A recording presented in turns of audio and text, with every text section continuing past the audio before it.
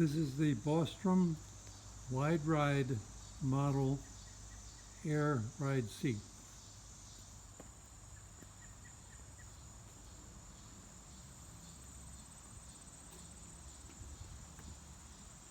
This is the driver's side.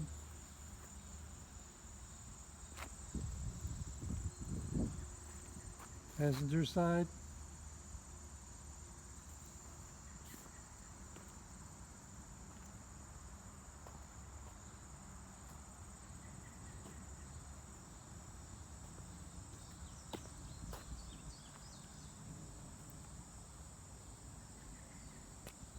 And the mechanism for the AirRide is under here.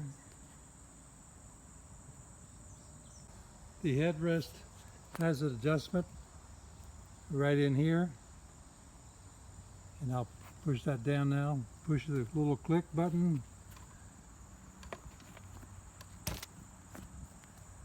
and now it's down.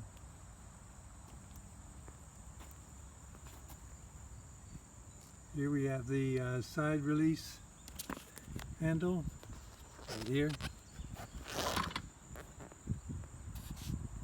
This shows the controls. The one that has the vertical lever right here is the one where you push up while you have the air on, and you see will rise, and then without the air on it goes down.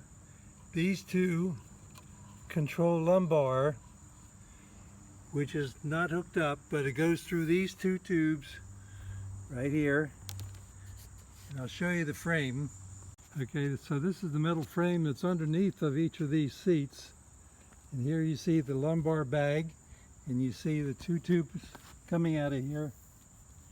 These are not hooked up on either of these two, but they both have the tubing coming out, since I was only interested in the soft ride. All right, now we're going to take a slow view of all of the leather on this. Down here you see there's a leather skirt on both of these, and underneath the leather skirt is the shock absorber and the airbag. We'll look under that in a moment. In the meantime, I want you to see a good view of the leather.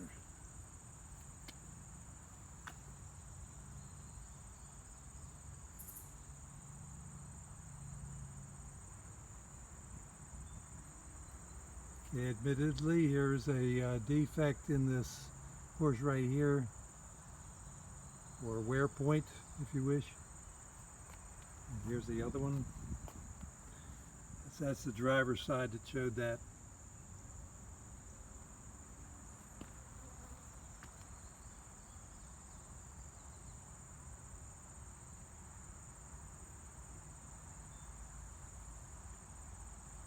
I'm going to take off the leather skirt at the bottom, and we're going to look at the mechanism underneath.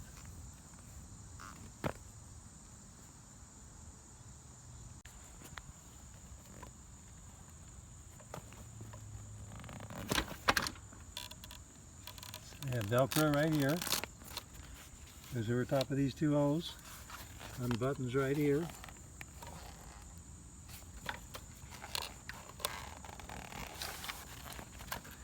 I'll leave that on there for now.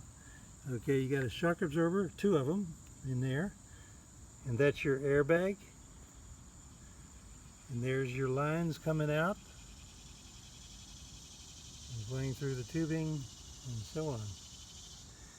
So this mechanism here is very heavy. I'm going to say probably 30 pounds or so. My other truck, F350,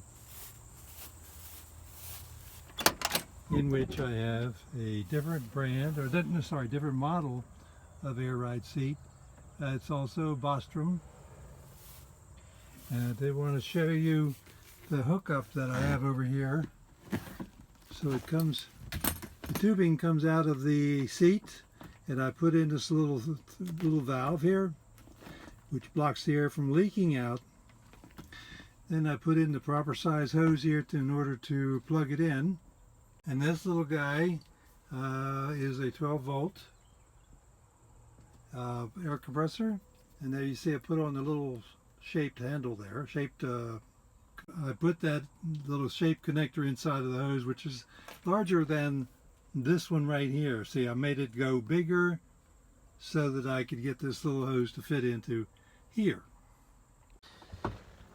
All right, now of course I'm in my my older truck and the single air ride seat. I am showing it this way so you can see both the mechanism, and because it's bolted to the frame and then going to fall over if I try to push it up. So here we go. It's going to be a little noisy, and I'm going to do is turn on this pump right here, this guy,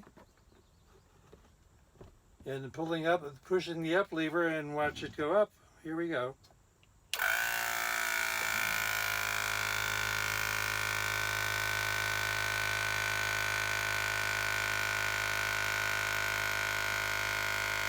I'll stop right here.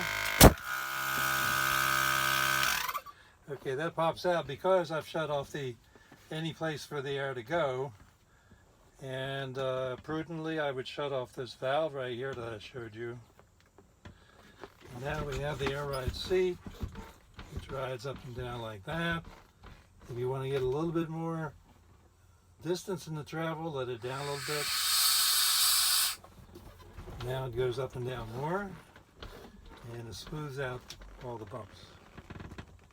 Okay, we're back at with the two seats that I'm selling, and this is the air pump fitting. Here's a fitting here that I believe you'll need. Here is a little short connection of hose, and I believe we're talking about the 1/8 by 3/16, I believe is the correct one, and you can get this at Home Depot. I'll assemble this in a minute. Okay, here's my setup. This is a 12-volt battery pack powering the air pump, supplying air to the tubing, and hopefully, all right, I got this balanced against my foot. Hope I can do this. I'm going to raise it up, push up the lever.